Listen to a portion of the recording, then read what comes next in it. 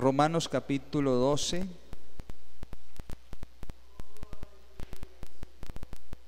versículo 15. ¿Cómo tener fortaleza en momentos de aflicción? Es el tema que se está tratando pues esta noche. ¿Cómo tener fortaleza en momentos de aflicción? Romanos 12, 15. Vamos a leer solo ese versículo.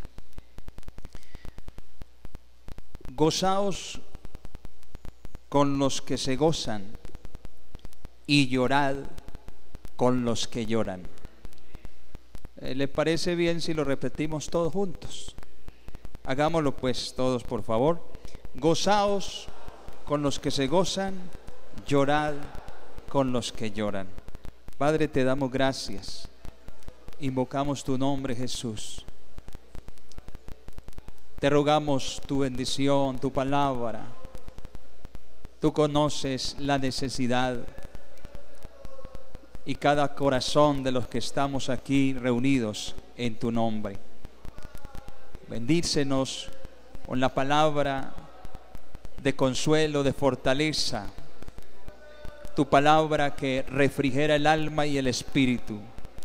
Señor Jesús, te rogamos la gracia oportuna en esta noche, en el nombre de Jesús, para cada uno de tus hijos, los amigos, amigas que están aquí, y todos aquellos que nos alcanzan a observar a través del internet también, a quien deseamos para ellos también, Señor, de parte tuya, tu bendición, en el nombre de Jesús.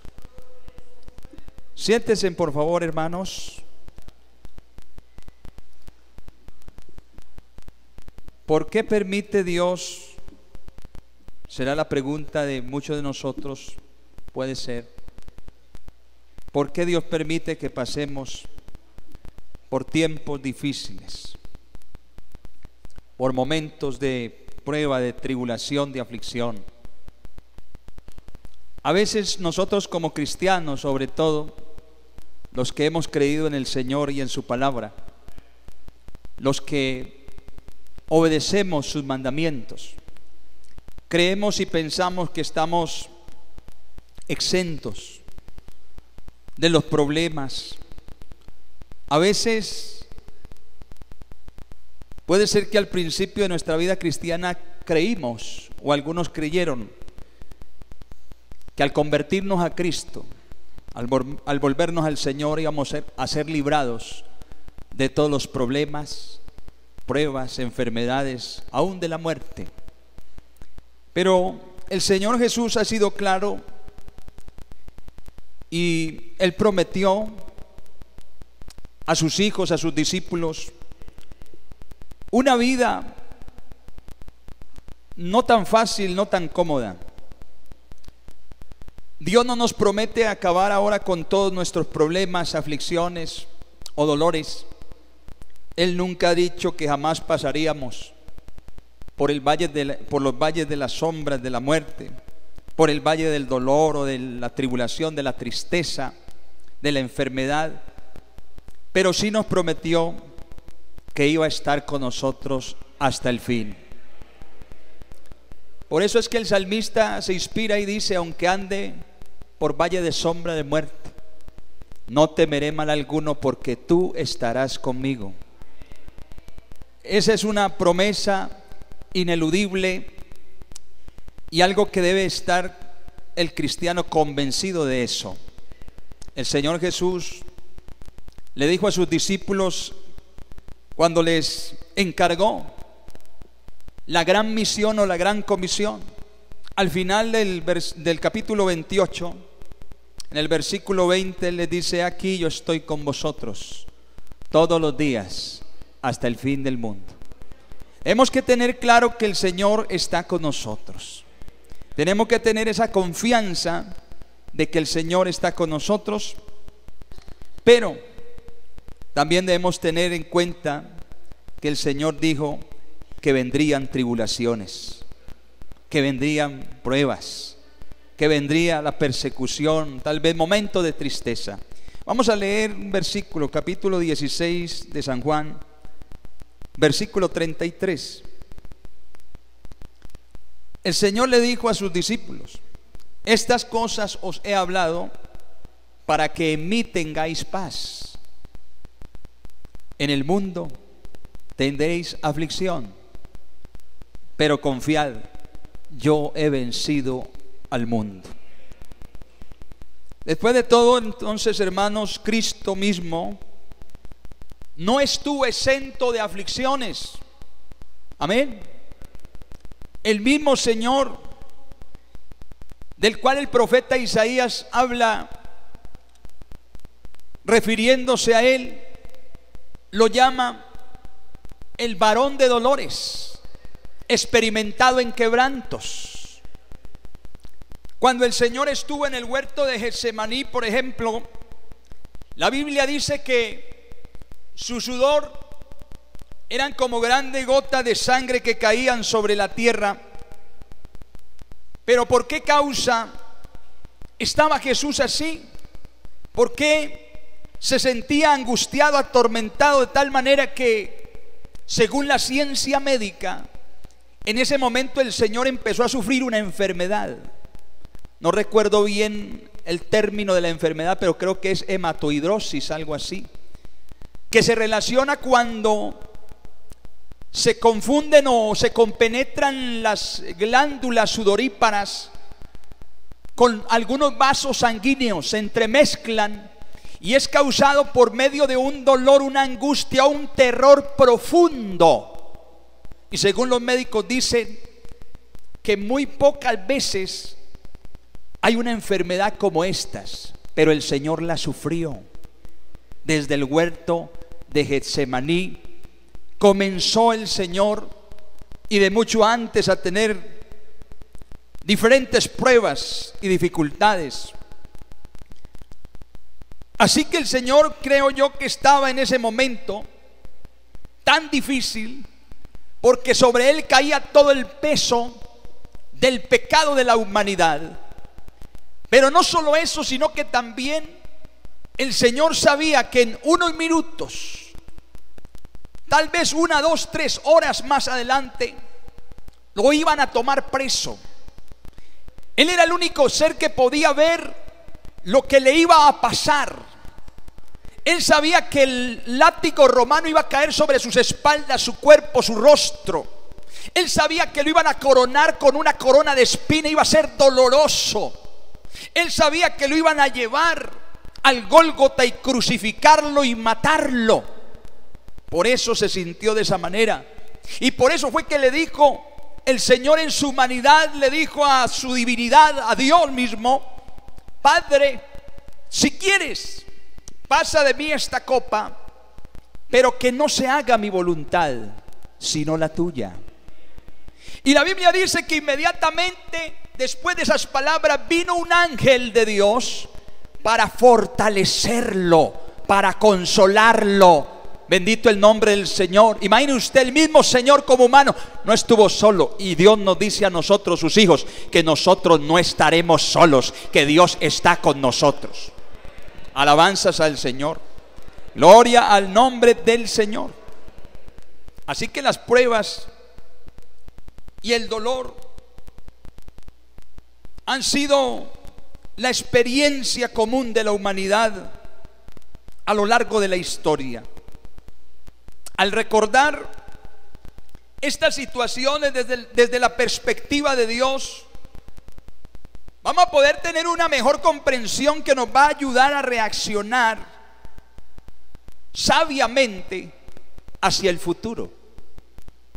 El Señor utiliza las dificultades para lograr algo bueno en nuestras vidas, pero el experimentar estos beneficios también va a depender de nuestra respuesta, Yo hago una pregunta, o más bien para que usted la medite en su mente. Cuando usted o yo experimentamos alguna dificultad o aflicción, prueba, ¿se lamenta y se autocompadece? se enoja o culpa a otros de sus problemas. Deberíamos pensar, analizar cómo en los momentos de aflicción, en los momentos de dolor, cómo es nuestra reacción. Porque si actuamos de esta manera, nos enojamos o culpamos a otros o nos autocompadecemos, tal vez esa desdicha, o más bien ese dolor nos va a llevar, puede ser, a un estado más profundo de depresión. En el capítulo 1 de Santiago se presenta una perspectiva totalmente diferente en cuanto al sufrimiento o la aflicción. Santiago dice en el verso 2 del capítulo 1: hermanos míos, tened por sumo gozo, oiga lo que dice, tened por sumo gozo cuando os halléis en diversas pruebas, sabiendo que la prueba de vuestra fe produce paciencia. Mas tenga la paciencia su obra completa, para que seáis perfectos y cabales sin que os falte cosa alguna. Algunos podemos leer este versículo y pensar, o estos versículos, y decir: qué declaración tan ilógica, tan absurda. Las pruebas y las lágrimas van juntas, el dolor va junto a las pruebas. ¿Cómo es posible que el escritor Santiago nos diga que podemos tener gozo en los momentos de aflicción? ¿Cómo es posible, hermanos, tener gozo, fortaleza, consolación? Pero Santiago entiende algo sobre el sufrimiento, la aflicción, que tal vez nosotros necesitamos saber o recordar. Santiago no nos está diciendo que nos deleitemos en la aflicción y que estemos en la aflicción, nos sintamos felices, no, sino que él está queriéndonos decir que estimemos nuestras pruebas, nuestras aflicciones, nuestros momentos malos, difíciles, como una oportunidad para recibir las bendiciones que Dios nos ha prometido cuando reaccionamos sabiamente. No sé lo que usted esté enfrentando, hermano, hermana. Bueno, de hecho algunos sabemos de algunas situaciones de algunos hermanos, pero yo me apropio también mucho de las palabras cuando acudimos a un sepelio de algún familiar, de algún hermano o de algún hermano de la iglesia, porque no estamos nosotros sintiendo ese momento, ese dolor tan intenso que puede estar sintiendo esa familia. ¿Y qué palabras podemos nosotros expresarle a un hermano, a una persona que está viviendo ese dolor? En ese momento yo creo que es natural que emerja el dolor, el llanto, ¿cierto? Porque uno no encuentra qué decirle a la persona, y uno sería utilizar palabras ahí como muletillas, como lo que hace generalmente la gente. Sería complicado hacerlo, porque cada uno vivimos nuestra propia experiencia de dolor o de tristeza. Bendito el Señor. Pero sí sé que si uno está dispuesto a ver la situación de una manera diferente, vamos a descubrir la bondad de Dios en medio del sufrimiento. Bendito el nombre de Jesús. Mire usted el pueblo de Israel,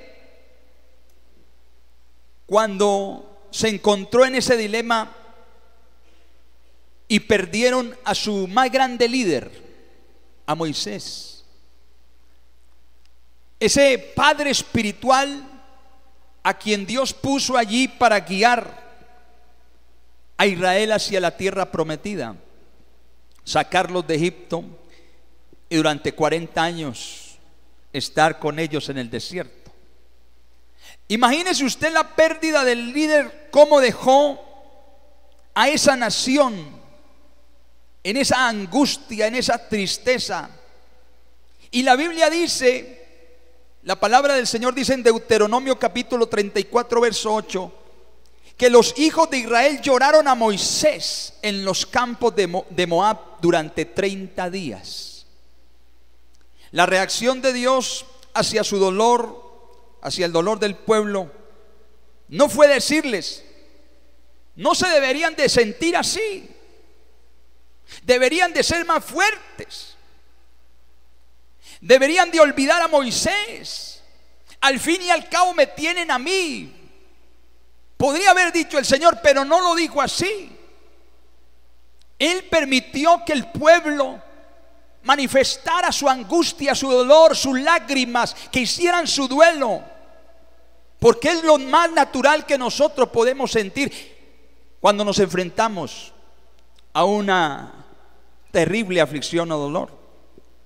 Él no nos está pidiendo, hermanos, hermanas, cuando pasemos por estas pruebas, estas dificultades, que seamos súper espirituales, que neguemos nuestro dolor y pretendamos que no nos sentimos mal. No, el Señor nos concede un tiempo para llorar, para hacer el duelo, para lamentarnos. Claro que sí.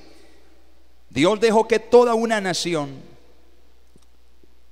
interrumpiera su trabajo durante 30 días y expresar y procesar ese duelo. Yo creo, hermanos, que nuestras lágrimas son parte de la provisión divina para pasar por el dolor mientras vamos camino a la sanidad. Gloria al nombre del Señor. Como lo dije anteriormente, el dolor es la reacción natural ante una pérdida, ante un problema, ante una aflicción. Si enterramos o queremos enterrar el dolor, no mostrarlo, entonces va a quedar algo inconcluso y esto se va a disfrazar de depresión, de ansiedad, trastornos, de estrés, etcétera. Va a reaparecer de nuevo. Bueno, siempre estaremos recordando esos momentos, pero llegará el momento cuando tú recuerdes esa situación, la recuerdes, pero ya sin dolor, sin tristeza. Gloria al Señor Jesús. La Biblia dice en Eclesiastés capítulo 3 verso 4 que hay un tiempo para llorar también. Eso significa que el Señor ha establecido una estación con un principio y un fin determinado, durante la cual desea que nosotros enfrentemos esos momentos de forma constructiva con nuestros sentimientos de dolor. Gloria al nombre de Jesús. Gloria al Señor Jesús. Necesitamos que Dios nos ayude en todos estos momentos, fortalezca nuestra vida. Hablando del dolor tremendo que produce la muerte, Pablo dijo, su primera carta a los Tesalonicenses capítulo 4 verso 13: tampoco queremos, hermanos, que os entristezcáis, o más bien que ignoréis, más bien, primero, tampoco queremos, hermanos, que ignoréis acerca de los que duermen, para que no os entristezcáis como aquellos que no tienen esperanza. Cuando el creyente pierde a un ser querido, tiene muchos motivos de consuelo. Sabe que Cristo ha cambiado el sentido de la muerte, que ya no es el final de todo, sino que es la transición a una vida mucho mejor, aunque sea difícil asimilarlo para la familia que queda en vida aquí en la tierra todavía. Por eso Pablo decía: para mí el vivir es Cristo, pero el morir es ganancia. Usted sabe que la resurrección de Cristo, hermanos, nos da una tremenda esperanza de que volveremos un día, si perseveramos en el Señor, volveremos a encontrarnos en aquellos cielos nuevos y tierra nueva donde mora la justicia de Dios con aquellos seres queridos que también caminaron con el Señor. Son muchas las promesas que pueden mitigar la desesperación del creyente en esos momentos de dolor, de aflicción. Sin embargo, a pesar de los numerosos motivos de esperanza y de consuelo que produce la fe en el Señor, ni aun el más fuerte de los santos puede evitar el dolor de la separación cuando pierde a un ser querido. Esa fue la experiencia del mismo Señor Jesús cuando fue ante la tumba de Lázaro. El dolor que le produjo hizo que el Señor llorara profundamente, porque la Biblia dice que Jesús se conmovió en el espíritu y lloró por Lázaro y la familia, sus hermanas. Hermanos, las lágrimas de Jesús por la muerte de su amigo son altamente reveladoras. Nos enseñan varias lecciones esenciales para nosotros poder entender el proceso de la aflicción y por eso poder llorar con los que lloran. Amén. Yo me atrevería a decir en esta noche, permítame un espaciecito para aclarar bien este pensamiento y no lo vaya a juzgar antes de tiempo. La muerte no es algo natural. ¿Sí escucharon bien? ¿Sí? ¿Me logran escuchar? La muerte no es algo natural, sino todo lo contrario. Es un hecho antinatural porque no fuimos creados para morir. Nosotros, hermanos, cuando el Señor hizo al hombre en su plan original, lo hizo con el propósito de vivir para siempre. Amén. La muerte es normal en el sentido que afecta a todos los hombres porque es una experiencia universal.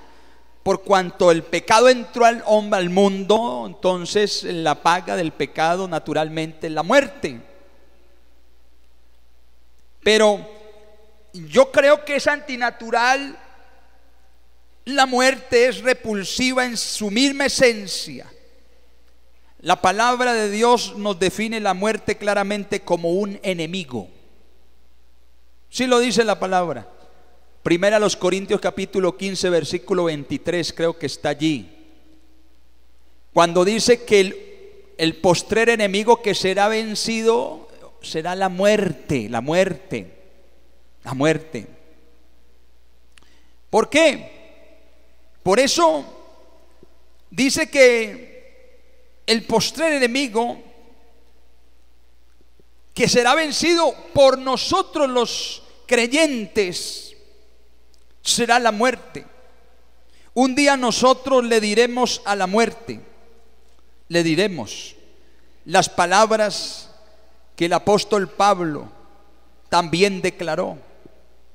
Y cuando esto corruptible se haya vestido de incorrupción, y esto mortal se haya vestido de inmortalidad, entonces se cumplirá la palabra que está escrita: sorbida es la muerte en victoria. Y declararemos como Pablo lo dijo y lo anhelaba: ¿dónde está, oh muerte, tu aguijón? ¿Dónde, oh sepulcro, tu victoria? Bendito el Señor.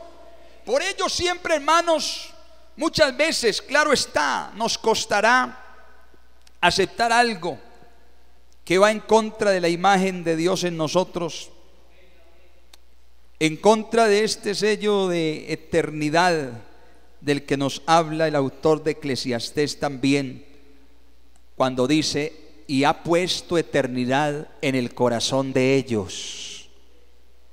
Bendito el Señor, bendito el nombre del Señor. Lo natural es el dolor ante la muerte. Eso sí es natural. Eso sí es natural. Lloramos porque el trauma de la separación en sí mismo es idéntico también al del no creyente.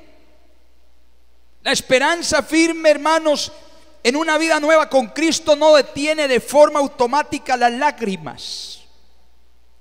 La Biblia es muy realista cuando nos narra de la manera más natural el duelo de grandes siervos de Dios. Desde los patriarcas hasta los ancianos de la iglesia de Éfeso, por ejemplo.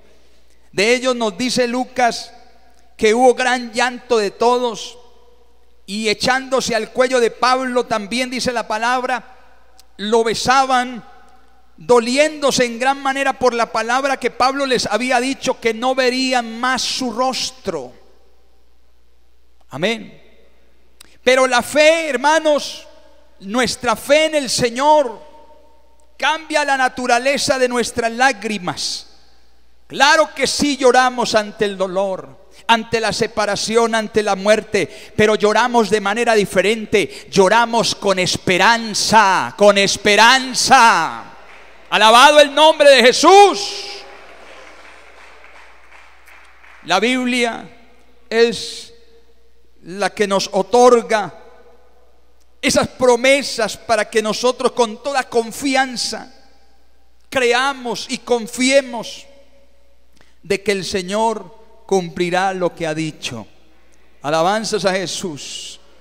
Alabanzas a Jesús. Porque yo creo que hay dos tipos de lágrimas. Las que surgen de un corazón desasosegado, destrozado por la desesperanza de ver en la muerte el final de todo. Por eso la gente, cuando va al entierro de un creyente, se diferencia el funeral del entierro de aquel que no es creyente. Por eso Pablo quiso hacer diferencia. No se entristezcan como aquellos que no tienen esperanza. Hermanos, quiere decir Pablo, ustedes y nosotros los que hemos creído en el Señor tenemos una tremenda esperanza. Gloria al nombre de Jesús. Nuestras lágrimas son diferentes. Simplemente las lágrimas de muchos, lamentablemente hay que decirlo, aunque tienen el derecho de expresar con lágrimas su dolor, pero perdónenme lo que voy a decir con todo el respeto, las lágrimas de muchas personas están llenas de nada. ¿Sabe por qué? Porque ya no tienen esperanza. Bendito el Señor. Pero hay lágrimas, hermanos, como las del creyente, gloria a Dios, que coexisten con la serenidad y la paz de saber que la muerte no es el final de todo. Me atrevería a decir que la muerte del creyente es el principio de algo que viene para la eternidad. Gloria al Señor, porque son lágrimas llenas de esperanza y brotan de las mejillas de aquel que cree firmemente en la victoria de Cristo sobre la muerte. Así como Cristo murió y resucitó, así nosotros también en Cristo moriremos y nos levantaremos. Si es posible, nos toca ese momento, llegaremos, hermanos, a esa tremenda victoria. ¿Cómo hay que llorar entonces? El apóstol Pablo, en el pasaje que leímos ahorita de Primera de Tesalonicenses, alude a estas dos frases, a estas dos frases distintas de llorar: con o sin esperanza. Ahí radica la clave para un dolor adecuado, un momento de dolor adecuado que el propio creyente está experimentando, pero que ese dolor también puede de alguna manera glorificar a Dios. Glorificar a Dios, porque podemos glorificar a Dios en todas nuestras actitudes y experiencias, desde las más gozosas hasta las más tristes. Bendito el Señor. ¿Cómo conseguimos, hermanos, el equilibrio entre el dolor natural y la serenidad de la fe? Vamos a considerar un ejemplo bíblico, por ejemplo, ya para terminar. hablar del primer mártir de la iglesia y vamos a concluir con esto. Aunque no se trate de un caso de duelo en un sentido estricto, la forma como afrontó la muerte el mártir Esteban, el primer mártir de la iglesia, nos marca entonces el camino que deberíamos, de alguna manera, si es posible, seguir. Lo hemos escogido, o lo he escogido como modelo, porque en su martirio Esteban llevó a su máxima expresión tres actitudes que todo cristiano debería manifestar ante el dolor, ante la enfermedad, ante la aflicción, ante la muerte, por medio de la fortaleza que viene de Dios. Amén. ¿Sabe qué pasó? Él enfrentó ese momento sin amargura, sin amargura. Esteban tenía muchas razones para sentir odio hacia los que le estaban o le iban a apedrear de manera tan brutal como lo hicieron. Podía haber muerto maldiciendo a sus enemigos e incluso acusando a Dios por su silencio.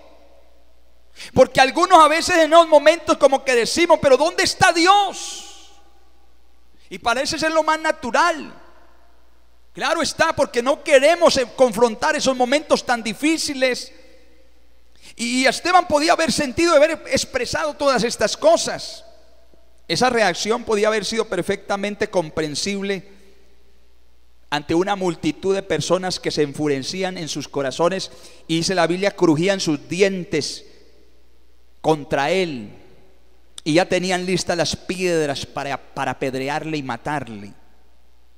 Pero lejos de ello, Esteban, vamos a mirar las últimas palabras de la vida de Esteban antes de expirar, antes de morir. Dice en Hechos de los Apóstoles 7, verso 60, dice que puesto de rodillas clamó a gran voz y dijo: Señor, no le tomes en cuenta su pecado.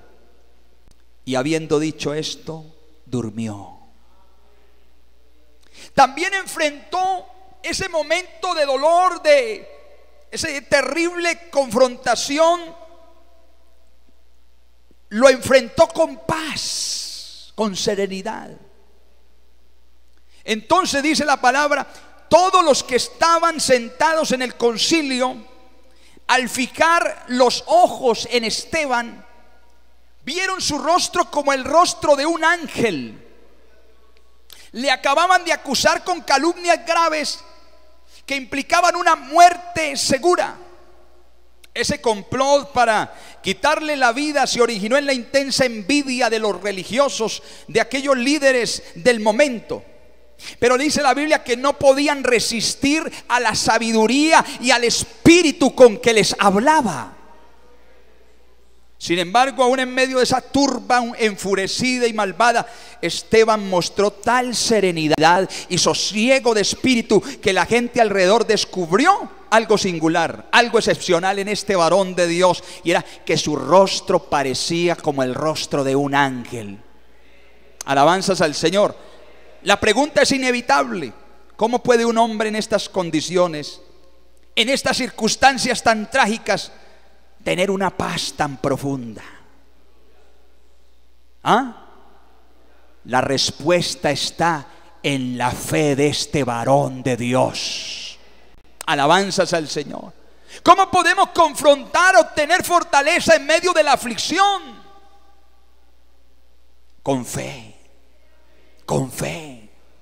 En tiempos de aflicción la fe nos hace alzar la vista al cielo. Amén. El hombre que está triste, claro, debe surgir el momento en que debe levantar la vista al cielo, así como lo hizo Esteban. La Biblia dice: Esteban, lleno del Espíritu Santo, puesto los ojos en el cielo, vio la gloria de Dios y a Jesús que estaba a la diestra de Dios, y dijo: he aquí veo los cielos abiertos y al Hijo del Hombre que está a la diestra de Dios. Alabanzas a Jesús.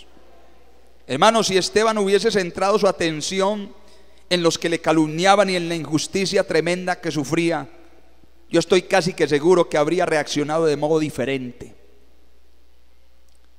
Pero Esteban aprendió una lección que es vital para nosotros también en momentos de tribulación, de dolor, de separación, de lo que sea, y en especial a la hora de afrontar la muerte.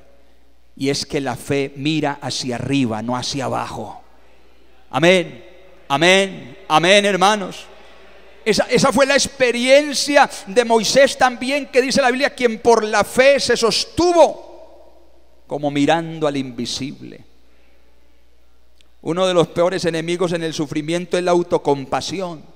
Ay, pobrecito de mí, es que no saben lo que estoy viviendo. Claro que es doloroso, pero llegará el momento en que tienes que salir de esa autocompasión, porque esa autocompasión puede ser el resultado también de un exceso de introspección, mirar dentro de uno mismo.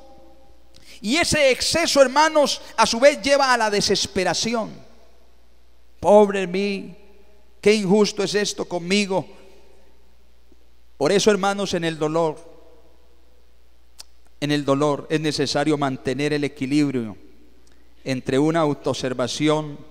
Mirar dentro de uno mismo nos permite entender qué es lo que nos está pasando, pero también mirar hacia arriba, donde está sentado aquel que provee fortaleza, esperanza, consuelo, paz, gozo. Alabado el nombre de Jesús, alabado el nombre de Jesús. Hermanos, yo sé que aquí habemos o hay algunos que están pasando por estas dificultades, y yo sé que el Señor es quien da esa fortaleza para salir adelante, que usted tal vez no sea capaz, pero Dios sí puede hacerlo, para que usted se afirme en esa esperanza y poder tener ese fortísimo consuelo. La Biblia, no obstante, es muy realista, porque después de la muerte de Esteban hay un hecho que no debe pasarse desapercibido: la reacción de luto de los discípulos cuando Esteban murió. Dice que hombres piadosos llevaron a enterrar a Esteban e hicieron gran llanto sobre él. ¿Por qué tenían que llorar si su amado hermano estaba con el Señor? Sería una pregunta lógica. ¿Acaso la gloriosa visión del cielo que Esteban acababa de tener no era una confirmación de su fe? ¿Acaso la reciente resurrección de Jesús con sus posteriores apariciones no estaba fresca en la memoria de los discípulos? Entonces, ¿por qué lloraban? Pero yo quiero decirle a los hermanos, la fe no excluye del dolor, del duelo. La reacción del llanto de los discípulos era normal y era necesaria. Hay un tiempo para todo, y todo lo que se quiere debajo del cielo tiene su hora, dijo el autor de Eclesiastés. Hay tiempo para llorar, hay que llorar, sí, hay que hacer el duelo, hay que pasar el duelo, pero llegará el momento en que tú te tienes que levantar de esa condición. Dios te va a dar la necesaria fortaleza, consuelo, la paz y el gozo que tú necesitas. Te vas a levantar de allí. Gloria al nombre de Jesús. Yo creo que las lágrimas no son señal de debilidad. ¿Cierto que no? Son la muestra de que el lado más duro de la muerte o la separación ha tocado la fibra más sensible del corazón humano.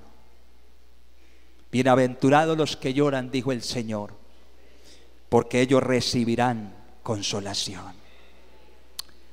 No podemos olvidar estas palabras del Señor, pronunciadas como parte de las bienaventuranzas del Sermón del Monte. En realidad, hermanos, contiene la mejor respuesta para aquellos creyentes que piensan, tal vez erróneamente, que llorar no es propio de un cristiano maduro. En esta afirmación encontramos varias implicaciones prácticas muy alentadoras, por cierto. En los momentos de aflicción, el Señor Jesús nos enseña que el hecho de llorar es algo natural. No necesitamos justificar la afirmación, no necesitamos dar explicaciones. Así de simple. Las lágrimas son la forma más natural y sencilla de expresar el dolor. No evite No evites llorar, hermano. Si estás pasando por un momento de enfermedad, si estás pasando por un momento de prueba en tu hogar, con tu esposa, con tus hijos, qué sé yo, si estás pasando por un momento de duelo, llora, llora. Bendito el nombre del Señor, porque del Señor recibirás la consolación y la fortaleza. Gloria al nombre del Señor. Llorar no solo no es negativo, sino que se considera deseable. Viene incluida en una lista de cualidades muy positivas del carácter, tales como la mansedumbre, la pureza de corazón o el ser pacificador. El llorar no es incompatible con la bienaventuranza o felicidad en el sentido que la palabra de Dios nos transmite. Podemos estar muy afligidos por la muerte de un ser querido y al mismo tiempo podemos conservar la actitud de serenidad y de paz que también tuvo Esteban. Gloria al Señor. ¿Será que un afligido puede tener gozo? Hay promesas, hay palabras proféticas que nos declara el Señor que al afligido en vez de luto el Señor le dará manto de alegría, de gozo. Son promesas maravillosas de parte del Señor y que nosotros las experimentamos y tú las puedes experimentar ahora. Alabado el Señor, alabado el nombre del Señor. Este gozo del afligido es algo más profundo que un sentimiento. Es la convicción de que nada ni nadie, ni aun la muerte, ni lo presente ni lo porvenir, ni lo alto ni lo profundo, nos podrá separar del amor de Dios que es en Cristo Jesús, Señor nuestro. Gloria al nombre de Jesús. Alabado el nombre del Señor. Gozaos con los que se gozan y llorad con los que lloran. Llorad con los que lloran. Gloria al Señor. Es verdad que duele por un tiempo y a veces duele mucho, porque el dolor, hermanos, es algo natural. Pero el dolor, la aflicción tiene una fecha de caducidad. Debe de caducar.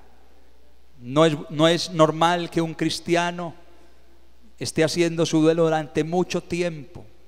Llega el momento en que no puede vivir más porque la depresión lo ha sobrecogido. No es natural, no es normal.